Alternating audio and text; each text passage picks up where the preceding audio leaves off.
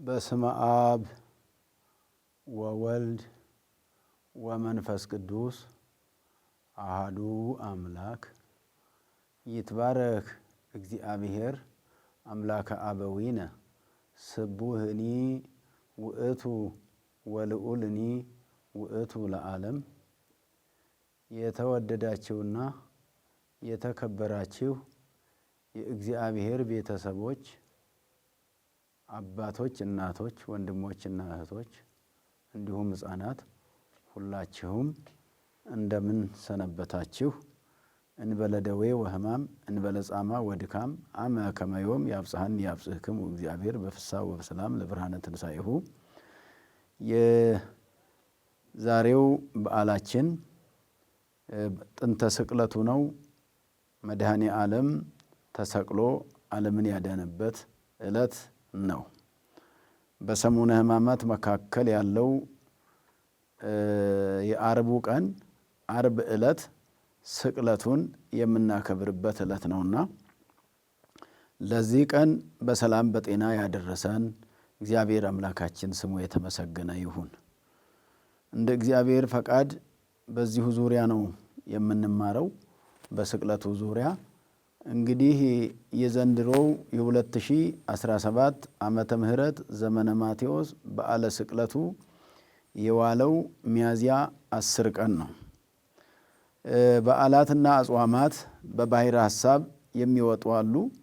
በባሕረ ሐሳብ ከሚወጡት መካከል ስቅለቱም አንዱ ትልቁ የጌታችን የኢየሱስ ክርስቶስ በዓል ነው። የዘንድሮ ዓመተ ምህረት ወንበር 3 ነው። ሶስትና የስቅለት ተውሳክ 7ና 3 አንድ ላይ 10 ስለሚሆን በዚያ ምክንያት ነው ወንበሩ መባጃ አመሩ ወይንም ወንበሩ ከተውሳኩ ጋር ተቆጥሮ 7ና 3 አንድ ላይ ተደምረው ነው 10 የሆነው። ስለዚህ በባሕረ ሐሳቡ አወጣጥ ላይ መስከረም 1 ቀን ታውጆ እንደነበረው በዓለ ስቅለቱ የሚውለው አርብ ቀን ነው።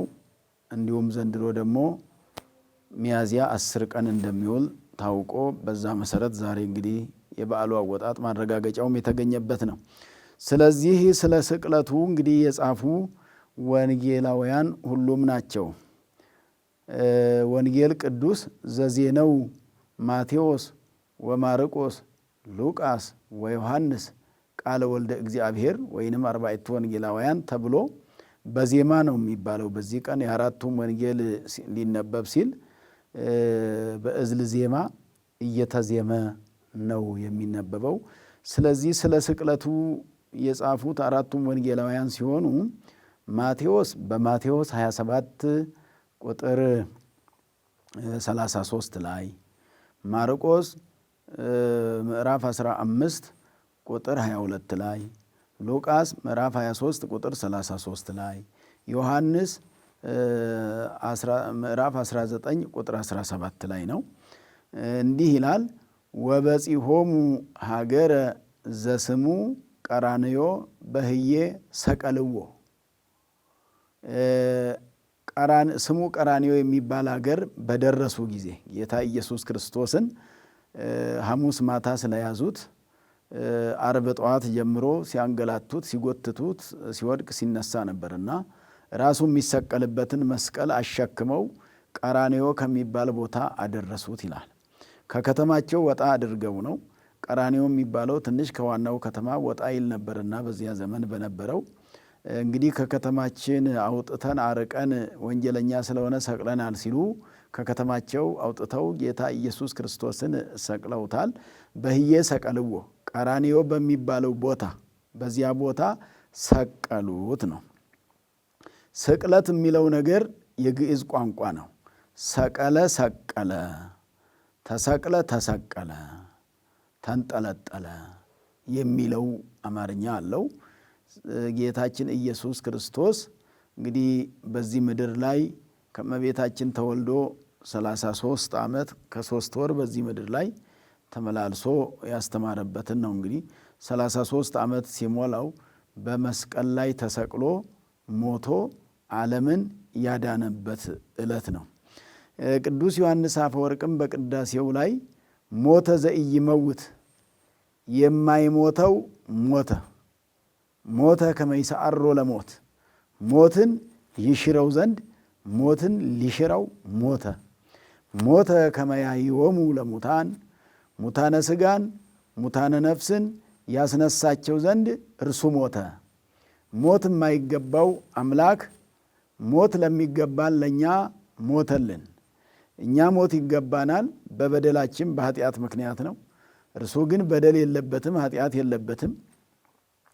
እንደ ኃጥአን ለስርየተ ኃጢአት አይደለም፣ እንደ ኃጥአን ለስርየት ኃጢአቴ ይሰረይልኛል በሚል አይደለም፣ ኃጢአት የለበትም። እንደ ጻድቃን ለእሴት ወይንም ደግሞ እሴት ዋጋ ሽቶ በመሰቀሉ ዋጋ ያገኝበታለሁ ብሎ አይደለም። ኃጢአተኞች መከራ የሚቀበሉት በኃጢአታቸው ምክንያት ነው። ጻድቃን መከራ የሚቀበሉት ደግሞ ዋጋቸው እንዲበዛላቸው ነው። እሱ ዋጋም የሚበዛለት የለውም፣ ዋጋ አያስፈልገውም፣ ዋጋ ሰጪ ነው ለሌላው።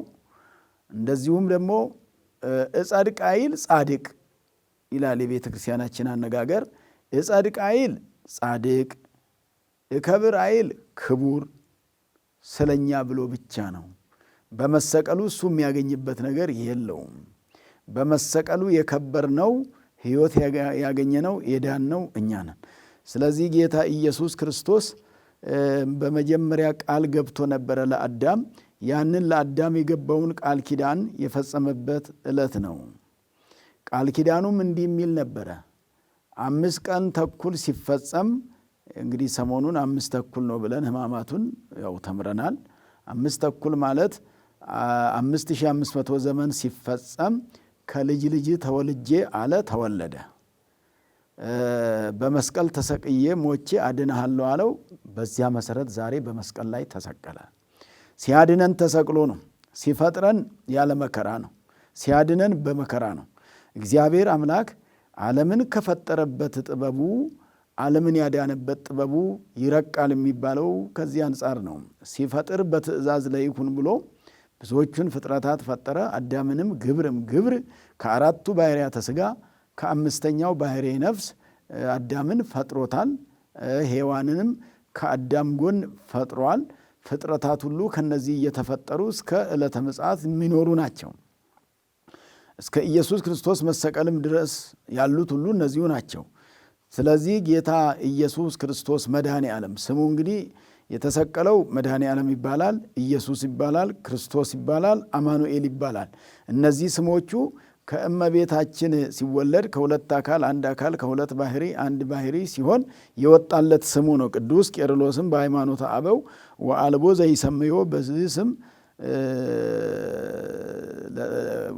ስም ማለት ይህንን ቃለ እግዚአብሔር ክርስቶስን ሥጋ ከመልበሱ በፊት በእነዚህ ስሞች የሚጠራው አልነበረም ነው። በዚህ ስም ቅድመ ትስጉት ሥጋ ከመልበሱ በፊት ሰው ከመሆኑ በፊት በዚህ ስም አይጠራም ነበር።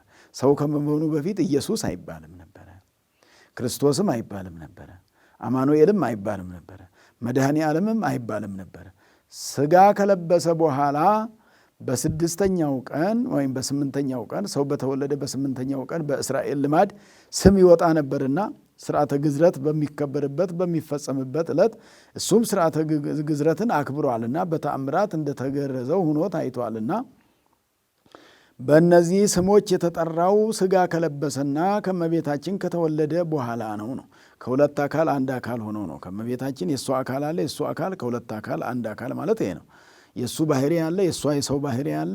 ከሰው ባሕሪና ከአምላክ ባሕሪ አንድ ባሕሪ አንድ አምላክ ሲሆን አምላክ ሰው ሰው አምላክ ሲሆን የወጣለት ስሙ ነው። ከዛ በፊት በዚህ ስም አይጠራበትም ነበር ነው። እግዚአብሔር ወልድ ነበር የሚባለው ከዛ በፊት የነበረው ስሙ ማለት ነው።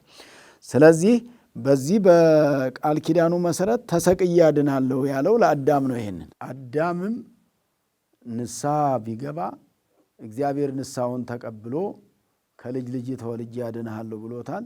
በዚያ መሰረት ነው እንግዲህ አዳምም በፈታይነቱ አንጻር መሐሪነቱን አወቀ። ሊፈርድብኝ ካቻለ ይፈርድልኛል ብሎ ነው ንስሐ የገባው። 5 ቀን ተኩል ሲፈጸም ነው ተሰቅዬ አድንሃለሁ ያለው።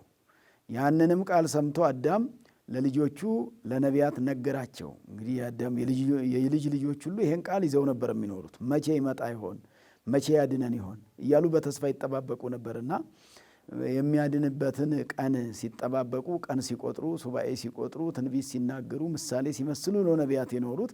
ነገር ግን እንግዲህ በፀሐይ የሚቆጥሩ ነበሩ። ከነሱ ውስጥ የፀሐይ ቆጠራ ማለት ለምሳሌ 2017 የምንለው አሁን ዘንድሮ ይሄ በፀሐይ የሚቆጠር ነው። የፀሐይ ቁጥር ነው። ቀኖች ናቸው የተቆጠሩት ማለት ነው። የፀሐይ ቆጠራ በቀን ነው። ዛሬ ቀኑ ይሄን ያህል ነው፣ ትናንት ቀኑ እንዲህ ነበረ፣ ነገ ደግሞ ቀኑ እንዲህ ይሆናል ተብሎ የቀኑ ቁጥር በፀሐይ ነው። አንድ ፀሐይ 12 ሰዓት ሲፈጅ አንድ ቀን፣ የሌሊቱ ደግሞ የ12ቱ ሰዓት ማለት ነው። እና በቀን ተቆጥሮ ነቢያቱ ይሄን ሲቆጥሩ ቆይተው፣ ነገር ግን የእሱ ልደት ላይ አልደረሱም ነቢያት። ምንድን ነው የገደባቸው? አረፍተ ዘመን ገደባቸው። አረፍት ማለት ግድግዳ ማለት ነው። ግድግዳ ማለት ደግሞ እንግዲህ ይህን ቤት አሁን ጥሰን ግድግዳውን አልፎ መሄድ አይችልም አንድ ሰው። እድሜም እንደዚህ ነው፣ ይገድባል፣ እንደ ግድግዳ እንደተዘጋ ቤት ማለት። ከተዘጋ እድሜ ካለቀ ጊዜው ከደረሰ እግዚአብሔር ጊዜውን ካደረሰው ያን አልፎ ጊዜውን አልፎ መሄድ አይቻልም። እና ነቢያትም ይህንን የእድሜያቸውን ዘመን ማለፍ ስላልቻሉ ዘመነ ስጋዌ ላይ አልደረሱም። ትንቢቱን የተናገሩት ነገር ግን ትንቢታቸውን ኢየሱስ ክርስቶስ ተቀብሎ መድኃኔ ዓለም የእነሱንም ትንቢት ለመፈጸም ወፈጸም ከትንቢተ ነቢያት የነቢያትን ትንቢት ለመፈጸም ድነቱን ለመፈጸም የገባውን ቃል ኪዳን ሊፈጽም በቀራንዮ አደባባይ ከቀኑ 6 ሰዓት ላይ ነው የተሰቀለው። ከቀኑ 6 ሰዓት በመስቀል ላይ ሲሰቀል በሰማይ 3 ተአምራት ተደርገዋል። በምድር 4 ተአምራት ተደርገዋል። ጌታ ኢየሱስ ክርስቶስ የተሰቀለለት የተደረጉ ተአምራት ዋና ዋናዎቹ 7 ናቸው ነው። በሰማይ ፀሐይ ጨልሟል፣ ፀሐይ ጸልመ ወወርህ ደመ ኮነ እንዲል፣ ፀሐይ ጨለመ፣ ጨረቃም ደም ሆነ፣ ከዋክብትም ረገፉ። እነዚህ 3 ተአምራት፣ የፀሐይ ተአምር፣ የጨረቃ ተአምር፣ የከዋክብት ተአምር በሰማይ ላይ እነዚህ አምላካቸው ነውና የተሰቀለው የፈጠራቸው ነውና የተሰቀለው ጸንተው መቆም አልቻሉም። ፍጥረታት ሁሉ ተናወጡ የዛለት ኢየሱስ ክርስቶስ በተሰቀለበት ዕለት። ምክንያቱም ፈጣሪ ነውና የተሰቀለው፣ ፈጣሪ ሥጋ ለብሶ ነው የተሰቀለውና ይህ ፈጣሪያቸውን አይሁድ ራቁቱን በቀራንዮ አደባባይ ሲሰቅሉት ፀሐይ የእሱን ራቁት ማሳየት አልፈለገም፣ አጨለመ። ክፎች በዓይናቸው የጌታ ኢየሱስ ክርስቶስን ራቁትነት እንዳያዩ ለፈጣሪ ፍጥረታት ሁሉ ይታዘዙለታል። ፀሐይ ይታዘዝለታል፣ ጨረቃ ይታዘዝለታል፣ ከዋክብት ይታዘዙለታል። ለእሱም አይታዘዝ የለም። አሁን ፀሐይና ጨረቃ ከዋክብት እነዚህ ግዕዛን የሌላቸው አንደበት የሌላቸው የማይናገሩት በምሳሌው ያልተፈጠሩት እየታዘዙለት፣ ሰው ግን ሊታዘዝለት አልቻለም። ሰው እየሰቀለ ነው፣ ፀሐይ እየተከላከለ ነው። ሰዎች ፈጣሪያቸውን ሲሰቅሉ ደሙን ሲያፈሱ ያለ በደሉ ያለ ኃጢአቱ ምንም ሳያደርግ ምን ተብሎ ነው? እንደውም በዋናነት ለስቅላት የበቃው በሃይማኖትም በፖለቲካም ነበር ሲከሱት የነበረው። በሃይማኖት ምን ብለው ነው? ሰንበትን ይሽራል ይላሉ፣ ራሱን ከእግዚአብሔር ጋር ያስተካክላል ይላሉ። ራሱን እግዚአብሔር ነኝ ይላል። ራሱን እግዚአብሔር ነኝ ስለሚል ሃይማኖት ተጣሰ፣ ሃይማኖት ተሻረ ነው የሚሉት ራሱን ከእግዚአብሔር ጋር በማስተካከሉ። ምክንያቱም እግዚአብሔር ራሱን ከእግዚአብሔር አብ ጋር ወያኤሪ ርእሶ ምስለ እግዚአብሔር የዮሐንስ ወንጌል ላይ ቅዱስ ዮሐንስ የጻፈው ምዕራፍ 10 ላይ ቁጥር 30 ላይ ወያኤሪ ርእሶ ምስለ እግዚአብሔር ራሱን ከእግዚአብሔር ጋር ያስተካክላል ማለታቸውን ነው የጻፈውና ራሱ እግዚአብሔር ነው እንጂ ራሱን ከእግዚአብሔር ጋር እያስተካከለ አይደለም። ስላላወቁት ነው። እግዚአብሔር ነው ራሱ። ሌላ እግዚአብሔር አለ ብሎ ያስባሉ። ይሄኛውን እንደ እግዚአብሔር አላሰቡትም። ይሄንን እንደ እግዚአብሔር አልቆጠሩትም። እንደ እግዚአብሔር አልተረዱትም። ልብ ሲደፈን እንዲህ ነው። ዝህ ሕዝብ በከናፍሪሆሙ ያከብሩኒ ወበልቦሙ ሰነዋሃ ይርህቁ እምኔ ኢሳይያስ ምዕራፍ 29 ላይ ይሄ ሕዝብ በከንፈሩ ያከብረኛል፣ ከንፈሩን ይመጣል፣ በልቡ ግን ከኔ የራቀ ነው። አንዳንድ ጊዜ ከንፈር በመምጠጥ ብቻ የሚኖርበት ክርስትና አለ። ልብ ግን ከእግዚአብሔር ርቆ፣ ልብ እርስ በርስ አንዱ ከአንዱ ርቆ ፍቅር በሌለበት የእግዚአብሔር ፍቅርም ሳይኖር የእርስ በርስ ፍቅርም ሳይኖር ራስን ብቻ በመውደድ ራስ የሚጠቀሙበትን ነገር ብቻ በመውደድ መኖር አለ። ይሄ ሕዝብ አለ ኢሳይያስ ሕዝበ እስራኤልን እኮ ነው፣ ሕዝበ አይሁድን እኮ ነው። ይህ ሕዝብ በከንፈሩ ነው የሚያመሰግነኛል፣ ከንፈር ብቻ ነው የሚመጣው አለ። ልቡ ከኔ የራቀ ነው አለ።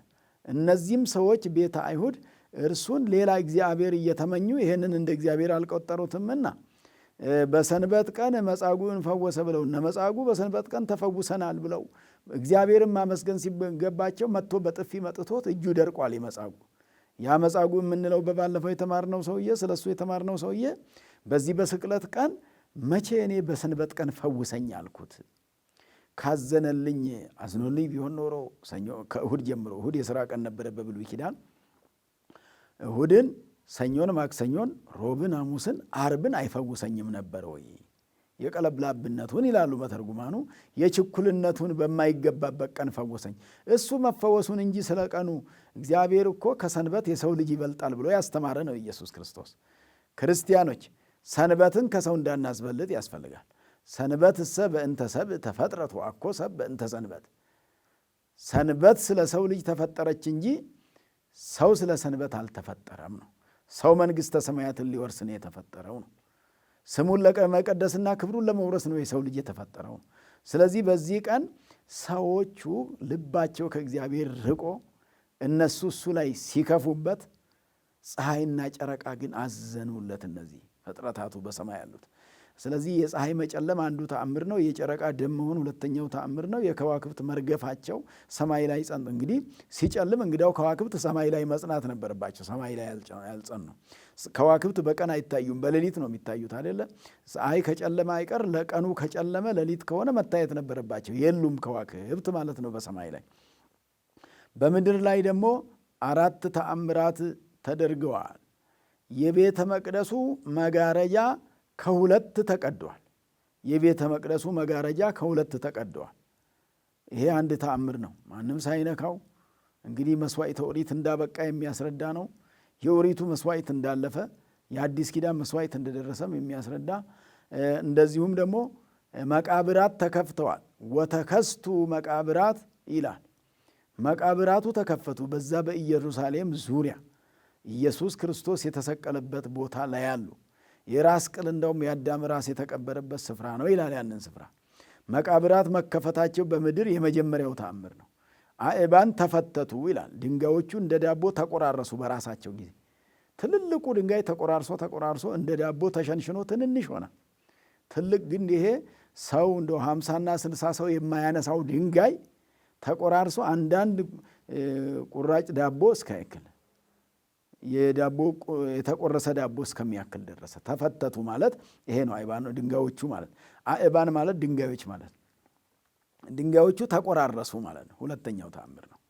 ሶስተኛው ደግሞ አንደኛው መቃብራት መከፈት፣ አእባን መፈተት፣ ሶስተኛ ሙታን መነሳት፣ መጋረጃው ከ2 መቀደድ አራተኛው ነው። ከመጋረጃ ጀምረን ከቆጠርን መጋረጃው አንድ፣ የመቃብራት መከፈት በራሳቸው ጊዜ የቆፈረ ሳይኖር፣ ሶስተኛ ደግሞ ድንጋዮቹ መፈተታቸው መቆራረሳቸው 3፣ ከዚያ ሙታን መነሳታቸው የተነሱት ሙታን ከ500 ብቅ ከ600 ዝቅ የሚሉ ናቸው። ስለዚህ 550 አካባቢ ሰዎች ከሙታን ተነስተዋል ጌታ ኢየሱስ ክርስቶስ የተሰቀለለት። በዚህ መልክ 7 ተአምራት ተደርገዋል ነው። በሰማይ 3 በምድር 4 ተአምራት ተደርገዋል። ጌታ ኢየሱስ ክርስቶስ በዚህ ዕለት እንደውም እንዲህ ያላቸው በመስቀሉ ላይ የሚሰቅሉትን ሰቃዮቹን አባ ስረይ ሎሙ፣ አባቶይ ይቅር በላቸው፣ እስመ በዘኢየአምሩ ይገብሩ የሚሰሩትን አያውቁምና ይቅር በላቸው አለ።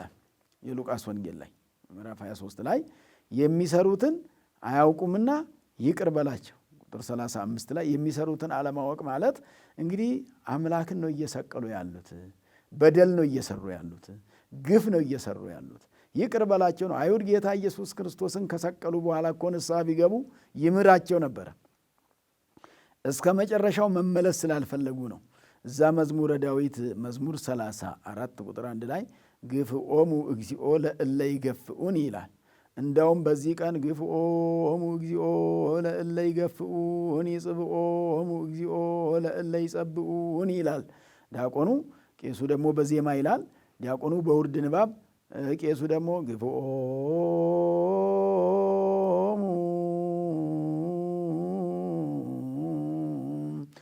እግዚኦ ለእለ ይገፍኡኒ ጽብኦሙ እግዚኦ ለእለ ይጸብኡኒ ግፍኦሙ እግዚኦ ለእለ ይገፍኡኒ ምን ማለት ነው? የሚገፉኝን ግፋቸው ማለት ነው። ይሄ ማለት ለምንድን ነው በዳዊት ላይ አድሮ እግዚአብሔርን ይሄን ያስባለው? ማለት እዚህ ጋር እስመ በዘኢያእምር አባስረ ይሎሙ ይላል። እዚህ ጋር ይቅር በላቸው ይላል። እዛ ጋር ደግሞ ግፋቸው ወይንም ደግሞ አርቃቸው፣ ድል አድርጋቸው። ጽብኦሙ ማለት አቸንፋቸው፣ የሚያቸንፉን በእኔ ላይ የተነሱትን ብሎ በዳዊት ላይ አድሮ ተናግሯል እግዚአብሔር አምላክ። እንደዛ ማለቱ የማይመለሱትን ነው። ግፍኦሙን ንስሐ የማይገቡትን ነው። በደል ሰርተናል፣ አምላክን ሰቅለናል፣ ስለ ሰቀልነው በደል አድርገናል፣ ሳይገባን ነው ብሎ እንደነ እንትና ቢመለሱ፣ እንደነ ጲላጦስ ቢመለሱ፣ እንደነ ለንጊኖስ ቢመለሱ፣ ጌታን ጎኑን በጦር የወጋው ተመልሷል። ጲላጦስም መጨረሻ ላይ ከሙታን ከተነሳ በኋላ አይቶ ተመልሷል። ቤተ አይሁድ ግን እስከ መጨረሻው አልተመለሱም። እነሱን ነው ግፍኦሙ የሚላቸው ማለት ነው። የሚመለሱትን አይሁድ ግን አባስረ ይሎሙ ይቅር በላቸው ይላል። የሚመለሱትን ማለት እግዚአብሔር የሚመለሱትን መቼውም ቢሆን አይገፋም። የማይመለሱት ግን በራሳቸው ጊዜ በዕለተ ምጽአት ሁሩ እምኔ እናንተ ከኔ ወግዱ፣ ለሰይጣንና ለመልእክተኞቹ በተዘጋጀ እሳት ትቃጠሉ ዘንድ ዓለም ሳይፈጠር የተዘጋጀላችሁ መንግሥተ ሰማያት ትወርሳላችሁ ሲባሉ አሉ። ሌሎች ደግሞ ወደ ተዘጋጀላችሁ የዘላለም እሳት ሂዱ ይባላሉ። ማለት ግፍኦሙ ማለት እሱ ነው። ለማይመለሱት ነው ግፍኦሙ። ለሚመለሱት አባስረ ይሎሙ ይቅር በላቸው ነው። ለማይመለሱት የማይመለሱትን ንስሐ የማይገቡት አይሁድ ግፍኦሙ ነው የሚገባቸው። ለሚመለሱት አይሁድ ከእነሱ ውስጥ ደግሞ ንስሐ እየገቡ እየተመለሱ ከዚህ ቤት እኮ እነ ቅዱስ ጳውሎስ የተገኙት ከቤተ አይሁድ ነው። ባለፈው በሕማማቱ በሰኞ ዕለት ተምረናል። እነ ኤጲፋንዮስ ከዚህ ውስጥ ተመልሰው ነው ብዙ መጽሐፍ ብዙ ድርሳናትን የጻፉት። እነ አዊር ረድ የሚባሉ እነሱ ሁሉ ከዛ ነው የተመለሱት። ቅዱስ ጳውሎስ 14 መልእክታትን የጻፈው ከዚህ ቤት ተመልሶ መጥቶ ነው።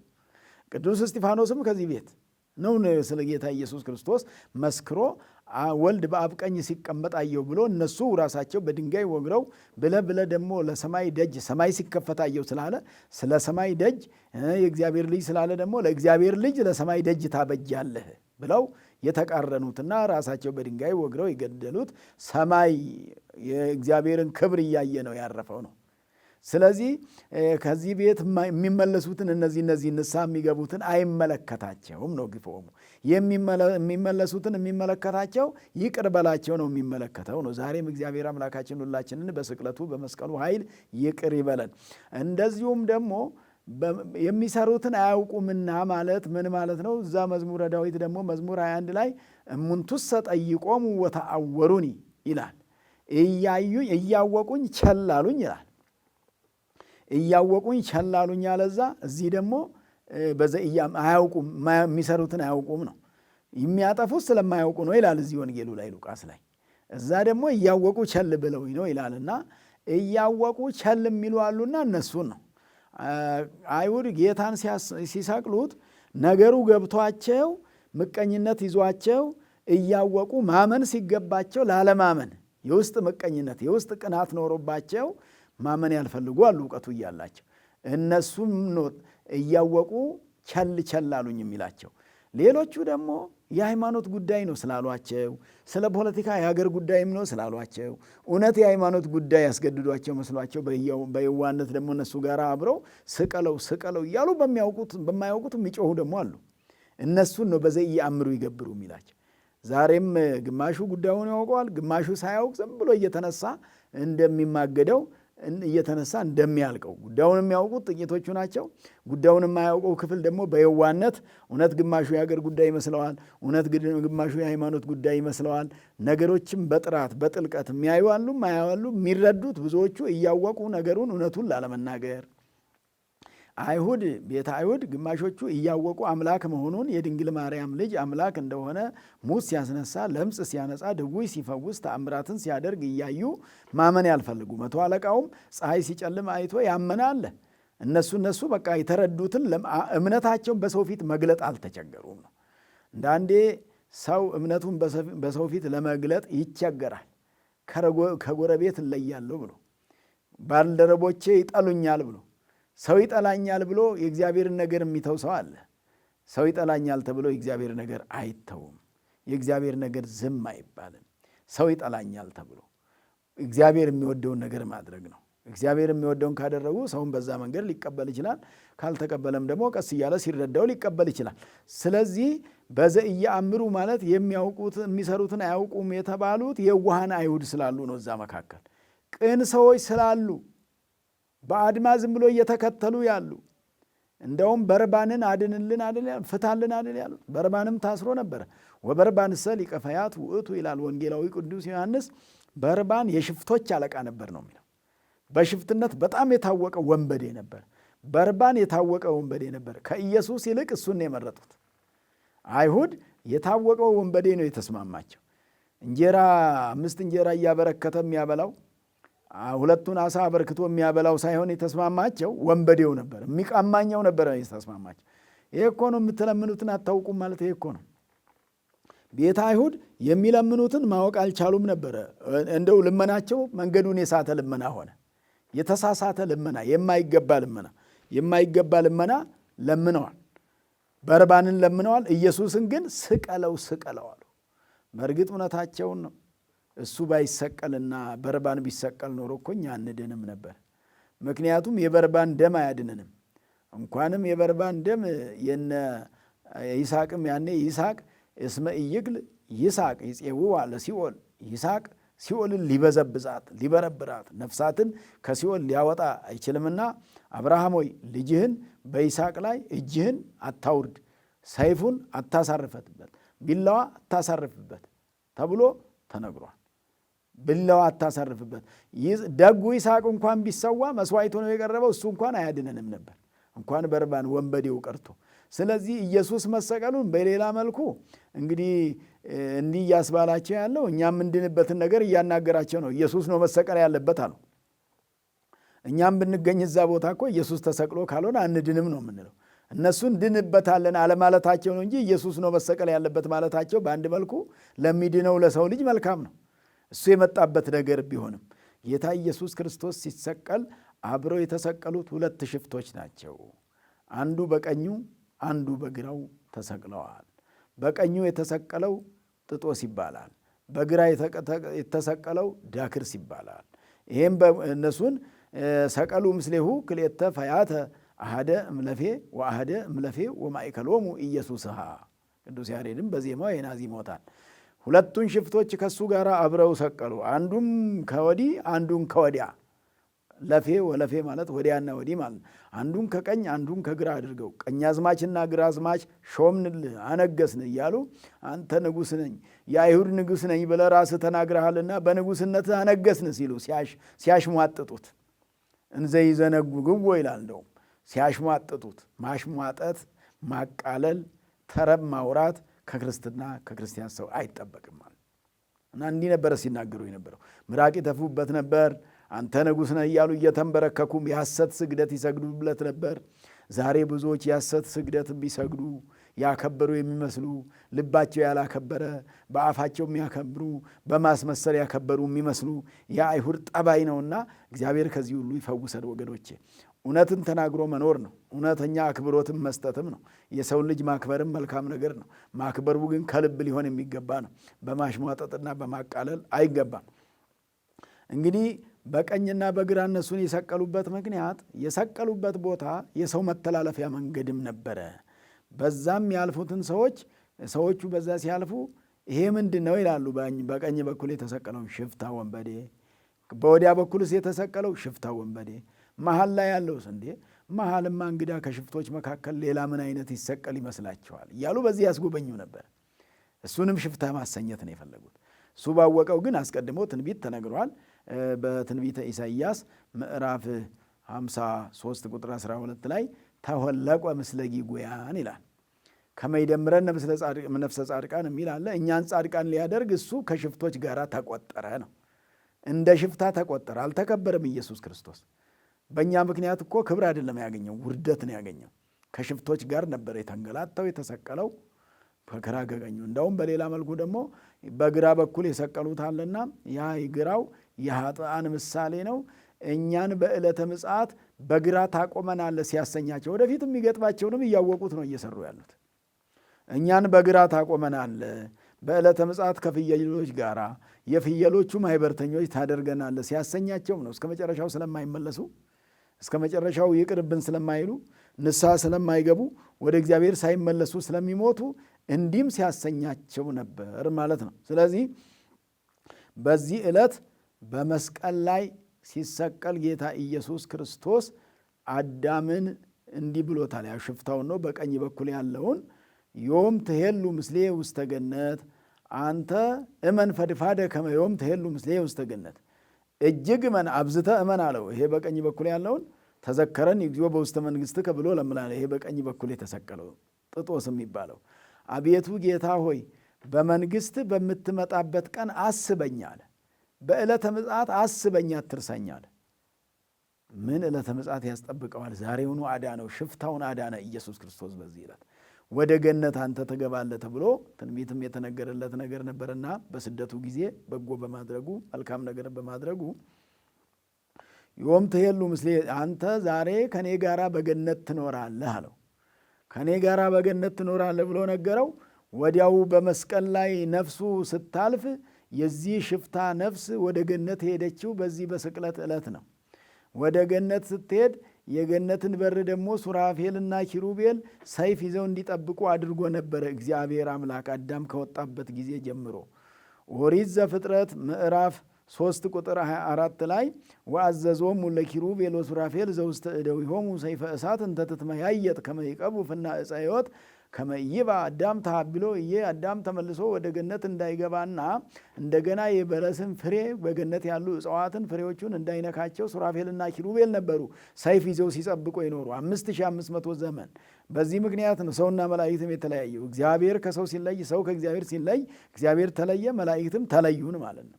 በዚህ ጊዜ አዳምን ሲጠብቁ ስለነበር የገነት በር ተዘግቶ ነው የኖረው። ከዚህ ከ7 ዓመት በኋላ አዳም በፊት በእርግጥ ዕፀ በለስን ያኔ አትብላ የተባለውን ዕፀ በለስ ከመብላቱና በክብር በገነት በመኖሩ ዘመን ወእንዘ ሀሎ አዳም ውስተ ገነት ይላል ይኔጽር 3 አካላተ ወይቄድስ ምስለ መላእክት። አዳም በገነት በነበረ ጊዜ 3ቱን አካላት አብ፣ ወልድ፣ መንፈስ ቅዱስን በሚታይበት ገንዘብ እሱ ማየት በሚችል እግዚአብሔር የሚታይ ሆኖ ሳይሆን ሊታይ በሚችልበት ገንዘብ ምሳሌውን በሚያይበትና ሊረዳቸው በሚችል መጠን አብ፣ ወልድ፣ መንፈስ ቅዱስን ተረድቷቸው ለሥላሴ ተገዝቶ ከመላእክት ጋር ያመሰግን ነበር አዳም በገነት። ወይኔጽር 3 አካላተ ወይቄድስ ምስለ መላእክት ማለት ምስጋና ያቀርብ ነበር። ከመላእክት ጋር ነበር የሚያስታኩት የነበረው።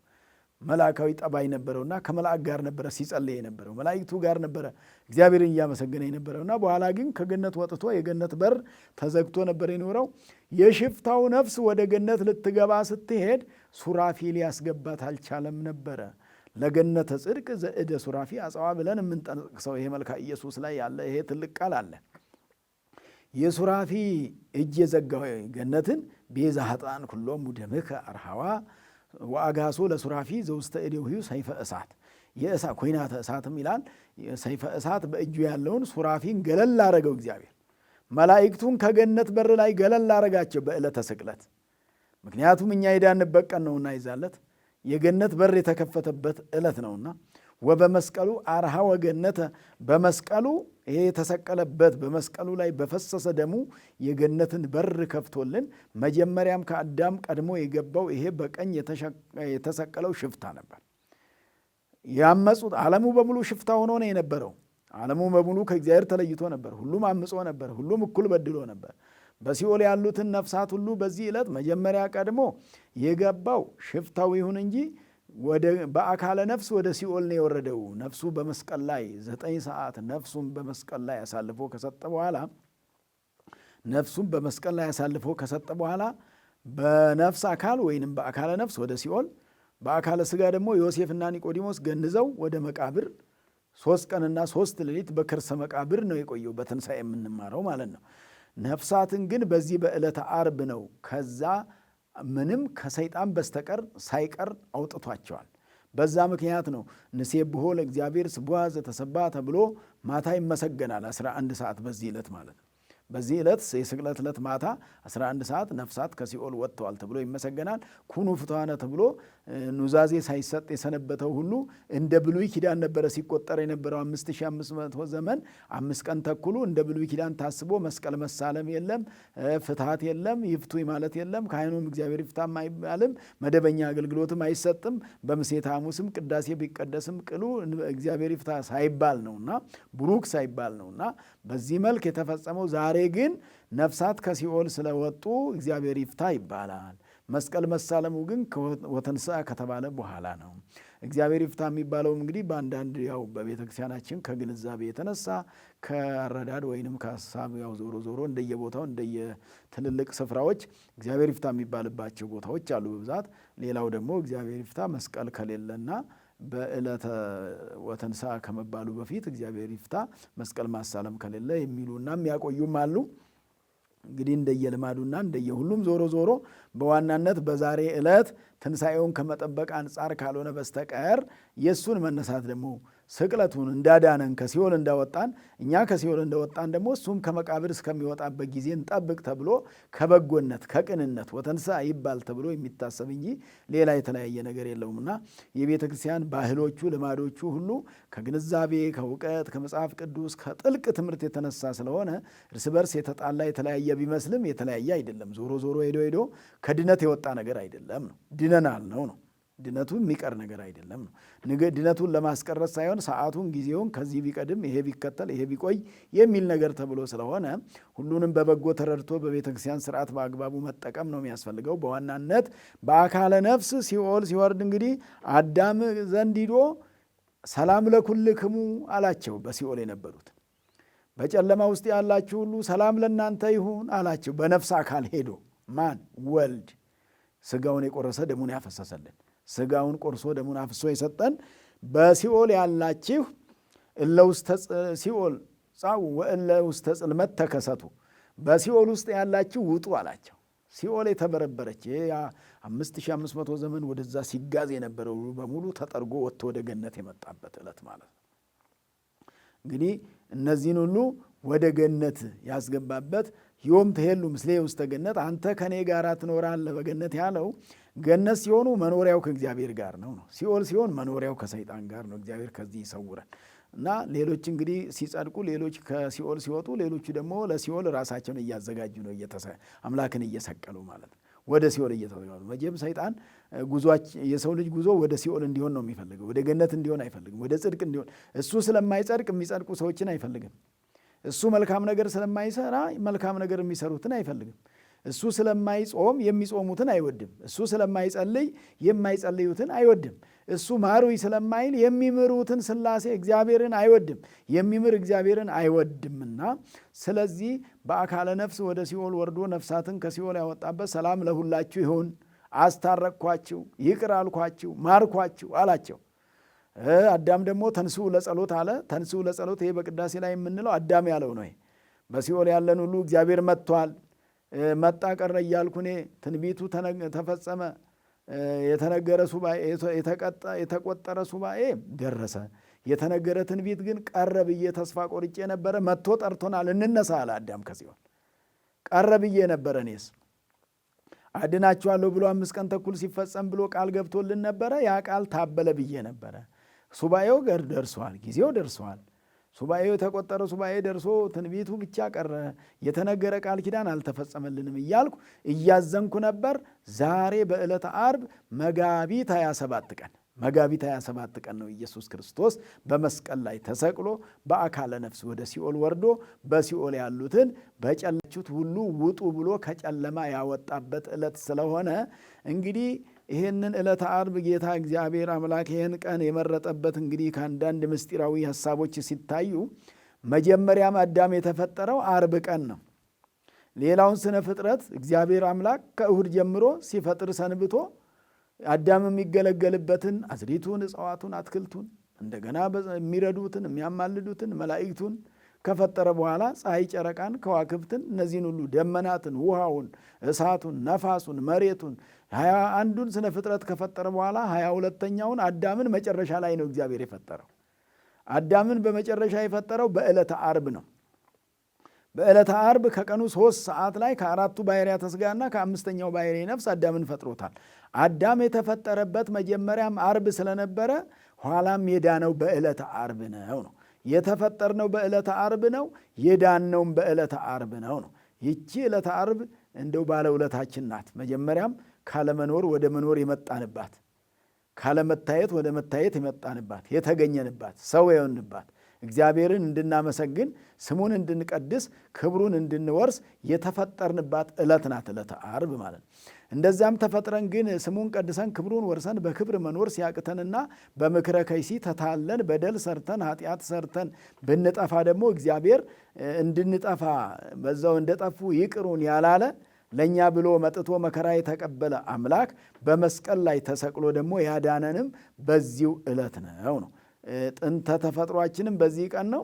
እንደገና ድነታችንም ደግሞ ድነቱ የተደረገ በዚህ ዕለት ነውና በዕለተ ዓርብ ወሰዓረ መርገመ በዲበ ዕፀ መስቀል አስተሐፈረ ኃጢአተ በዲበ ምድር ኃጢአትን በምድር ላያሳፈረበት ጥንተ አብሶን የሻረበት ዲያብሎስ የተሻረበት ወልደ እግዚአብሔር የከበረበት የሰው ልጅ የከበረበት ሰው ክብር ያገኘበት ሰው የዳነበት ሰው ነፃ የወጣበት ከባርነት ነፃ የወጣንበት ዲያብሎስ የተመታበት በመስቀሉ ግንባር ግንባሩን በዛ በገዳመ ቆሮንቶስ በጾም ድል ነስቶት ነበረ። ከዛም በኋላ ተመልሶ ግን በዚህ በ3ቱ ዓመት ወንጌል ሲያስተምር ይከታተለው ነበረ። ለአንዴና ለመጨረሻ ድል የሆነው ግን በዚህ በዕለተ ዓርብ በስቅለት ቀን ነውና ዲያብሎስ ድል የሆነበትን እኛ ክብር ያገኘንበት ዕለት ስለሆነ ጥንተ ስቅለት ይባላልና ለእኛ ብሎ ወተሰቅለ ዲበ ዕፀ መስቀል በእንጨት ላይ የተሰቀለበትና እኛን ያዳነበት ዕለት ስለሆነ ስቅላቱ አይሁድ ሲሰቅሉት ለእኛ ተሰቅሎልናል፣ እኛ ተጠቅምንበታል፣ እኛ ድነንበታል፣ እኛ የዘላለም ሕይወት አግኝተንበታልና ስለዚህ ሥጋውን ቆርሶ ደሙን አፍሶ የሰጠን ሥጋዬን ብሉ ደሜን ጠጡ ብሎ ትናንትና ምሴተ ሐሙስ ለቅዱሳን ሐዋርያትም ሰጥቷቸው የነበረው ይሄ ነገ በመልዕልተ መስቀል የሚሰቀለው ሥጋዬ ነው፣ የሚቆረሰው ሥጋዬ ነው፣ የሚፈሰው ደሜ ነው፣ ለሐዲስ ኪዳን ስርዓት አዲስ ኪዳንን የመሰረተ መስዋዕተ ኦሪትን ያጠፋበትና የሻረበትና መስዋዕተ ሐዲስ የአዲስ ኪዳን መስዋዕት የተሰጠበት ዕለት ስለሆነ ራሱ ካህን ሆኖ ራሱ መስዋዕትም ሆኖ ራሱ ተወካፌ መስዋዕትም ሆኖ ነው በቀራንዮ አደባባይ የቀረበው። መስዋዕት አቅራቢ ራሱ ኢየሱስ ነው። መስዋዕቱም ራሱ ኢየሱስ ነው። እንደዚሁም ደግሞ መስዋዕት ተቀባዩም ደግሞ ራሱ ነው። ስለዚህ ከላይም ራሱ ነው፣ ከታችም የሚሰቀለው ራሱ ነው፣ ሌላ አይደለም። ከአብ አይተናነስም፣ ከመንፈስ ቅዱስም አይተናነስም። ለዚህ ነው 3 ነገሮችን ይዞ በቀራንዮ አደባባይ ለእኛ ቆሞልናል የምንለው። ኢየሱስ አዳኝነቱ መስዋዕት በመሆን እንደዚሁም መስዋዕት በማቅረብ እንደዚሁም መስዋዕት በመሆን መስዋዕትም ነው መስዋዕት አቅራቢም ነው። ዛሬ ካህኑ በቤተ መቅደስ መስዋዕት አቅራቢ ነው እንጂ መስዋዕት አይደለም ነው። መስዋዕት ተቀባይም አይደለም። ከላይ ተቀባዩ እግዚአብሔር ነው። እሱ ራሱ እግዚአብሔር ኢየሱስ ክርስቶስ ራሱ እግዚአብሔር ስለሆነ መስዋዕት ነው፣ ራሱ ነው። መስዋዕታችን የተሰዋልን እሱ ነው። የላሞች፣ የበጎች፣ የፍየሎች፣ የእንስሳት መስዋዕት እንዳያስፈልገን አደረገ ማለት ራሱ መስዋዕተ ወንጌል ለእኛ ብሎ መስዋዕት የሆነ የምንበላው እሱን ነው፣ የምንጠጣው እሱን ነው፣ ሕይወት የምናገኘው በሱ ነው። ራሱ መስዋዕት ሆኖ በቀራንዮ አደባባይ ቀረበ። እንግዲህ በመስቀል ላይ ከ6 ሰዓት እስከ 9 ሰዓት ነፍሱን ስለ በጎቹ አሳልፎ እስከሚሰጥበት ጊዜና እሱ ከመስቀል ላይ እስከሚወርድበት ጊዜ ፀሐይ ጨልሞ ነው የቆየው ማለት ነው። ስለዚህ 3 ቀንና 3 ሌሊት የሚባለው ወደ ትንሣኤው ላይ እንማረዋለን። ጠዋት ላይ እስከ 6 ሰዓት ብርሃን ነበረ። እሱ መስቀል ላይ ከወጣበት ጊዜ ደግሞ ጨለማ ነበረ። ከመስቀል ላይ ሲወርድ ደግሞ ወፍና ሰርክ ይበር ፀሐይ ይላልና ምሽቱ ላይ ደግሞ ወደ አመሻሹ ላይ ፀሐይ ሲበራ ነበረ። ይሄ አንዱ ቀን ይሄ ዕለተ ዓርብ 3 ቦታ ተቆረጠ ማለት ነው። ጠዋት ቀን፣ መሀል ላይ ሌሊት፣ ቀጥሎ ደግሞ ቀን ሆነ ማለት ነው። በእንዲህ መልክ ነው ልዩ ነገር ነው የተፈጸመ። በዛ ላይ የተሰቀለው ኢየሱስ ክርስቶስ ስለሆነ ነው። ቅድም ከኋላ እንዳልኳችሁ ሁሉ ከመይርአዩ ርቃኖ ወይንም የእሱን እርቃን ላለማሳየት እነዚህ በሰማይ ያሉ ፀሐይ፣ ጨረቃ፣ ከዋክብት ይሄን ያደረጉት ይሄን ምልክት ነው ያሳዩትና እነሱን የሚያዛቸውና ፈጣሪያቸው ስለሆነ ስለዚህ ራሱ መስዋዕት የሆነልንን አምላካችን መድኃኒታችን ኢየሱስ ክርስቶስ ለዚህ ቀን ስላደረሰን ስሙ የተመሰገነ ይሁን። በዓሉን የሰላም፣ የጤና፣ የበረከት፣ የረድኤት፣ የፍቅር፣ የስምምነት ያድርግልን። እንግዲህ ብዙዎች አምና እንደ ዛሬ ከኛ ጋር ይሄን በዓል ያከበሩ ነበሩ። ዘንድሮ ደግሞ እዚህ የሉም። እግዚአብሔር በሰማይ እንዲያከብሩ የጠራቸው ከኛ የተሻለ ጽድቅ ስላላቸው፣ እግዚአብሔር ስለወደዳቸው፣ እግዚአብሔር ስለመረጣቸው፣ እኔና እናንተ ደግሞ በደላችን ስለበዛ ንስሐ ይገባሉ ተብሎ ጊዜ ተሰጥቶናልና በተሰጠን ጊዜ ንስሐ እንድንገባበትና እንድንጠቀምበት ያስፈልጋልና ስለ ስቅለቱ፣ ስለ በዓሉ በሙሉ፣ ስለ ቀዳም ስዑር፣ ስለ ትንሣኤ ከዚህ ከስቅለት ጀምሮ ያደረጋቸው ነገሮች በዚህ በበዓለ ሃምሳ ሲነገሩ ነው የሚከርሙትና ስንማራቸው፣ ስንዘምርባቸው፣ እግዚአብሔርን ስናመሰግንባቸው፣ ስናገለግልባቸው የሚከርሙ ስለሆኑ ተራ በተራ እነ ኒቆዲሞስ እሱን ሲገንዙ እንደውም በዚህ ዕለት ዮሴፍና ኒቆዲሞስ 3ቱን ዓመት በድብቅ ሲማሩ የነበሩ ዛሬ ግን በግልጽ በጲላጦስ ፊት ሄደው ተጋፍጠው እንግዲህ ይሄ ትልቅ ንጉሥ የሰቀለውን ከመስቀል ላይ እናውርድ ብሎ መለመን ከባድ ነውና ጲላጦስ ዘንድ ሄደው ስጋውን እናውርድ ብሎ ነው በግልጽ የለመኑት። የዛለት አይሁድም በደም አወቋቸው። ለካ ጠላቶቻችን ናቸው ከኛ ጋር የነበሩ አሉ። እነሱ ግን አይሁድን አልፈሩም። የመጨረሻው ቀን ስለሆነ ከመስቀሉ ላይ አውርደው በበፍታ ወይንም ደግሞ በፍታ ማለት የክብር ልብስ፣ በክብር ልብስ የገነዙት ዮሴፍና ኒቆዲሞስ ናቸው። ጌታ ኢየሱስ ክርስቶስን ሲገንዙት እሱ እንዳውም ወአንበስበሰ አዕይንቲሁ እግዚእ ኢየሱስ ጌታ ኢየሱስ አይኑን ግልጥልጥ አድርጎ አያቸው ይላል። የሞተው እኮ ነው። ሞትከኑ መንስኢሆሙ ለሙታን ደከምከኑ ሞትከኑ መንስኢሆሙ ለሙታን ሙታንን የምታስነሳቸው ሞትክን አሉ። ደከምከኑ መጽንኢሆሙ ለድኩማን የደከሙትን የምታጸናቸው አንተ ዛሬ ደከምክ እያላችሁ እኔን ቅዱስ እግዚአብሔር ቅዱስ ኃያል ቅዱስ ያው ዘኢይመውት እያላችሁ ገንዙኝ። ዝም ብላችሁ እንደ ሩቅ ብእሲ ዝም ብላችሁ አትገንዙኝ አላቸው። ይሄን ቃል ሰጣቸው። አይኑን ግልጥልጥ አድርጎ ጌታ ኢየሱስ ክርስቶስ ክብርና ምስጋና ለስሙ ይሁን። ዮሴፍና ኒቆዲሞስ ምንኛ ታድለዋል። ሞተ ብለው እሱን ሲገንዙ አይኑን ገልጦ ሲያነጋግራቸው፣ አይኑን ገልጦ አነጋገራቸው። ትልቅ መመረጥ ነው። ትልቅ መታደል ነው። እውነተኞች ስለሆኑ፣ ታማኝ ስለሆኑ፣ በመጨረሻው በችግሩ ቀን ስለተገኙ፣ በችግር ቀን ለእግዚአብሔር መገኘት፣ በችግር ቀን ለቤተ ክርስቲያን መገኘት፣ በችግር ቀን ለእውነት መገኘት፣ እውነተኛው ነገር ላይ ማለት ነው። እውነተኛው ነገር ላይ ዝም ብሎ የማስመሰልና ዝም ብሎ በማየውን ነገር ሳይሆን የሚሆን እውነተኛ እግዚአብሔር ምን ይላል ብሎ ቤተ ክርስቲያንን አንዳንድ ጊዜ እኛ የምንጠብቃት የሚመስለን ሰዎች አለን። እግዚአብሔር ነው የሚጠብቃት። የመሰረታት ራሱ ነው። ባለቤቱ እሱ ነው። በሰው ጥበቃ፣ በሰዎች ትጋት ሰዎች የራሳቸውን ጉዳይ ለመጠበቅ ቤተ ክርስቲያንን እንጠብቃለን ይላሉ። እግረ መንገድ የግል ጉዳያቸውን በዛው ለመጠበቅ ማለት ነው። በዛ በማስመሰል በማናገር ማለት ነውና ዮሴፍና ኒቆዲሞስም መረጣቸው። እነሱም የተመረጠ ስራ ሰሩ። ዮሴፍ እንደውም ለራሱ ያዘጋጀው መቃብር ላይ ነው ጌታ ኢየሱስ ክርስቶስን ያሳረፈው። ዘአውቀረ ለርእሱ ለራሱ ያዘጋጀው ይላልና እዛ ቦታ ነው ኢየሱስ ክርስቶስን ያሳረፈው። እነሱ ታድለዋልና ቅዱስ እግዚአብሔር ቅዱስ ኃያል ቅዱስ ሕያው ዘኢይመውት እያሉ የማይሞተው ሞተ፣ ሕያው ሞተ፣ ሕያው ባህሪ ሞተ እያሉ ዘተወልደ እማርያም እምቅድስት ድንግል ከእመቤታችን ከቅድስት ድንግል ማርያም ከስጋዋ ስጋ ከነፍሷ ነፍስን ነስቶ የተወለደው ሞተ እያሉ ዘተጠምቀ በዮርዳኖስ ወንዝ በዮሐንስ እጅ የተጠመቀው ሞተ እያሉ ወተሰቅለ ዲበ ዕፀ መስቀል እያሉ መስቀለኛ በሆነ እንጨት ላይ ተሰቀለ እያሉ ዘተንሥአ እሙታን ደግሞ ያው በመጨረሻ በትንሣኤ ቀን የሚባል ነውና እሱንም ብለውታል። ትነሳለ እያሉ እንደሚነሳ ተገልጦላቸው ዘተንሥአ እሙታን አመ ሣልስት ዕለት ዐርገ በስብሐት ውስተ ሰማያት ወነበረ በየማነ አቡሁ ዳግም ይመጽእ በስብሐት ይኰንን ሕያዋነ ወሙታነ በሕያዋንና በሙታን ላይ ይፈርዳል ተብሎ እንዲህ የሚመሰገን ዛሬ ኪዳን ስናደርስ መግቢያ የሚሆነው ለ9 ኪዳናት መግቢያቸው የሚሆን ይሄ ቅዱስ እግዚአብሔር የሚለው ዮሴፍና ኒቆዲሞስ የተናገሩት ነው። እነሱም ከመላእክት ሰምተው ተናግረዋል የሚልም አለና በዚህ መልክ ዮሴፍና ኒቆዲሞስም የታደሉበት ዕለት አባ ስረይሎሙ ተብለው አይሁድም ለድነቱ ተጋብዘው ነበር። አልተጠቀሙበትም እንጂ መዳን ቢፈልጉና እንዳንበት ቢሉ እነሱም አልተከለከሉም፣ ሊድኑበት ስላልፈለጉ ነውና። ስለዚህ ለዚህ በዓል ቀን ያደረሰን እግዚአብሔር የተመሰገነ ይሁን። ከኛ የተሻለ ጽድቅ ያላቸውን ጠርቷቸው እኔና እናንተን ለንስሐ አዘጋጅቶናልና በዓሉን ለንስሐ እንድንጠቀምበት ያድርግልን። በጎ ነገር እንድንሰራበት፣ መልካም እንድናስብበት። እንግዲህ በዚህ ሰሞን የበዓል ሰሞን ነውና በዓል ከማክበር ጋር በጎ ማሰብ። በዓሉ የሃይማኖት በዓል ስለሆነ ስራውም የሃይማኖት ስራ መሆን አለበት።